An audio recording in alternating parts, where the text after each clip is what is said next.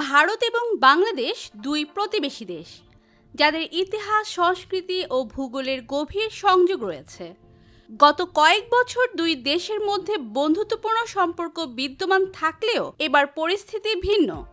আর এই হিসেবে যদি কোনো কারণে যুদ্ধ সংঘটিত হয়, তাহলে কোন দেশ কেমন পারফরমেন্স করবে তা জানা গুরুত্বপূর্ণ। আজকের এই ভিডিওতে আমরা ভারত ও বাংলাদেশ সামরিক শক্তি সম্পর্কে জানব। দুই দেশের মধ্যে যুদ্ধ লাগলে কোন দেশ জিতবে তা জানলে চমকে যাবেন। বিস্তারিত জানতে ভিডিওটিতে লাইক দিয়ে শেষ পর্যন্ত দেখুন। প্রিয় দর্শক, প্রথমে ভারতের সামরিক শক্তি সম্পর্কে জানা যাক। ভারতের সামরিক বাজেট প্রায় 83 বিলিয়ন মার্কিন ডলার, যা উন্নত প্রযুক্তি ও অস্ত্র কেনার সক্ষমতা নিশ্চিত করে। ভারতের স্থল সেনার সংখ্যা প্রায় 14 লাখ সক্রিয় সেনা এবং 11.5 লাখ রিজার্ভ সেনা, যা যুদ্ধক্ষেত্রে ব্যাপক সুবিধা প্রদান করতে পারে। উন্নত ট্যাঙ্ক ও কামান ব্যবহারের ক্ষমতা ভারতের প্রতিরক্ষা ব্যবস্থাকে আরও শক্তিশালী করেছে।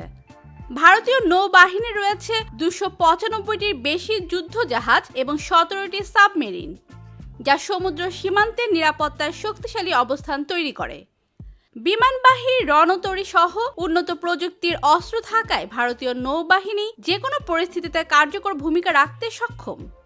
ভারতের বিমান বাহিনীতে প্রায় 2200টির বেশি যুদ্ধ বিমান রয়েছে, যার মধ্যে রাফাল, সুখোই 30, মিগ 29 ও F-16 এর মতো উন্নত বিমান অন্তর্ভুক্ত।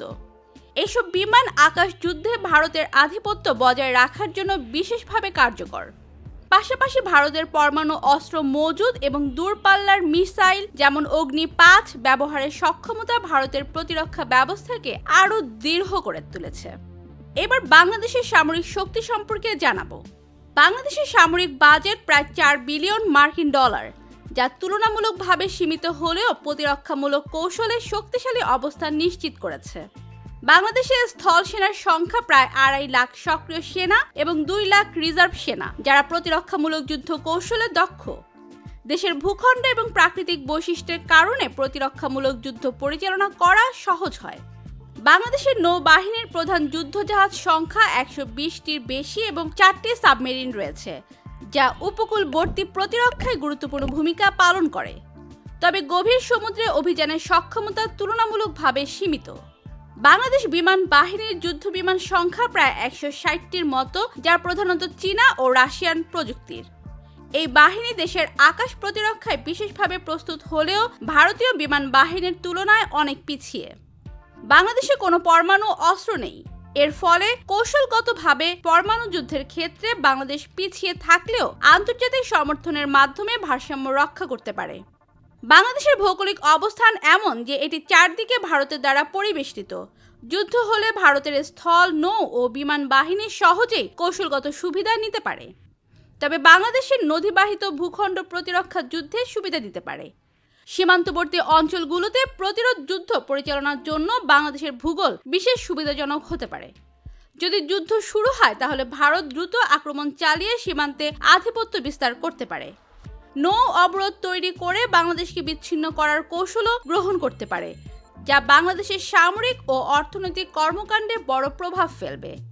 ভারতের বিমান বাহিনী বাংলাদেশের প্রধান সামরিক ও অবকাঠামো স্থাপনাগুলোতে আঘাত হানতে পারে। বাংলাদেশের প্রতিরক্ষামূলক যুদ্ধ কৌশল গুরুত্বপূর্ণ ভূমিকা পালন করবে। শহরভিত্তিক গেরিলা যুদ্ধ এবং প্রতিরোধমূলক হামলার মাধ্যমে তারা যুদ্ধক্ষেত্রে ভারতের অগ্রগতিকে সীমিত করতে পারে। আন্তর্জাতিক সমর্থন লাভের মাধ্যমে কূটনৈতিকভাবে যুদ্ধের ভারসাম্য বজায় রাখার চেষ্টা করা হতে পারে।